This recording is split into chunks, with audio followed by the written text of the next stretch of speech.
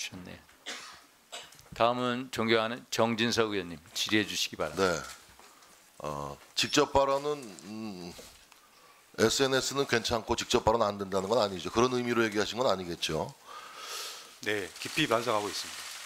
자, 이제 사람에 대한 인물에 대한 평가라는 것이 결국은 그 사람이 어떻게 살아왔는가, 그 사람의 삶의 궤적을 들여다보는 것부터 시작을 해야 됩니다. 지금 이 자리는 장관 후보자에 대한 능력과 자질을 검토하는 자리인데 본 의원이 판단하기에는 대한민국의 장관이 되기에는 턱없이 그 자질이 부족하다라고 전 결론을 내리고 있습니다. 세상을 향해서 내뱉는 언사들이 전 지식인이나 대학 교수라고는 도저히 믿기지 않는 수준입니다. 너무나도 거칠고 품위가 없고 그리고 분노에 차 있고 이건 거의 욕설에 가까운, 차마 제가 이 자리에서 제 육성으로 옮기기가 민망할 정도의 표현들로 일관되고 있어요.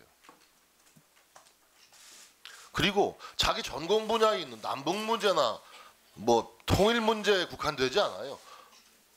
세상사 전반에 걸쳐서 자기 의견을 개진을 합니다. 현실 정치에 대한 문제도 그렇고.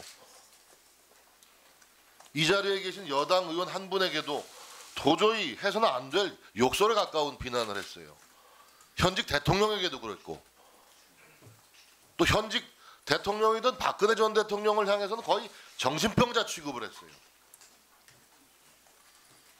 뭐 중진 정치인을 향해서는 누가 씹다 버린 껌이라는 둥. 또 실제로 욕설을 또 그 SNS에 쓴 적도 있습니다. CX 무슨 개X 뭐 이렇게 막 마구잡이로 말이죠. 예? 이건 너무나도 저질 발언이고 막말이고 욕설이고 지식인의 발언이라고는 믿기 어려운, 저는 장관 국무위원으로서 자질은 이미 불합격으로 검증이 됐다라고 생각을 합니다. 그리고 좀 걱정이 되는 것이 이 SNS에 했다 그러는데 참 본인이 주목을 자꾸 끌어야 되는 그런 버릇 습관이 있어요. 저는 이런 걸 각광증이라고 제가 조어를 만들었는데 왜 그렇게 통일 문제, 남북 문제 연구하시는 분이 모든 정치 현안에 대해서 그렇게 의견을 개진하고 주목을 끌려고 하는지, 저는 한마디로 이 후보자의 정신 상태를 노말하다고 보지 않습니다. 이거는 이런 사람을 어떻게 장관 후보자로 지명을 하는지, 청와대 인사 검증 시스템, 또 대통령의 인식에 대해서도 매우 유감을 표하지 않을 수 없습니다.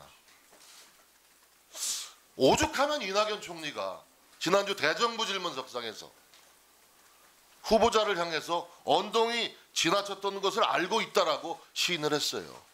이게 사과 한마디로 끝날 이야기입니까? 저는 좀 더 현미경 검증을 해봐야겠다. 아마 아무리 이 청문회가 후보자에 대한 문제 제기를 해도 대통령은 임명을 또다시 강행할 것입니다. 그렇게 지금까지 해왔으니까.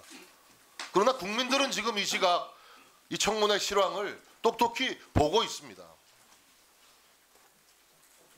장관이 되리라고는 평소에 전혀 생각을 못했겠죠. 그렇죠? 자기가 장관 후보자가 되리라는 것을 조금이라도 예상했으면 어떻게 이런 욕설에 가까운 경박하고 천박한 언사를 일삼았겠습니까? 한마디로 경박하고 천박해요. 대한민국 일국의 국무장관의 언사라고는 도저히 믿을 수가 없어요. 얘기해 보세요. SNS상의 부적절한 표현에 대해서는 깊이 반성했고 지명 이후에 제 인생을 냉철하게 성찰하는 시간을 가졌습니다. 앞으로도 언동에 대해서는 조심하도록 하겠습니다. 본 의원이 묻잖아요. 평소에 본인이 장관 후보자가 되리라고는 전혀 예상 못했었죠? 네.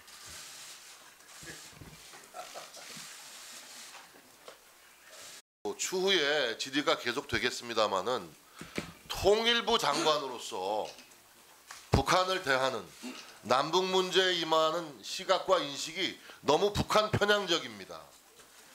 나는 역대 대한민국의 통일부 장관이 우리 후보자와 같은 자격과 자질을 비슷한 자격과 자질이 있었던 후보자가 과연 있었느냐?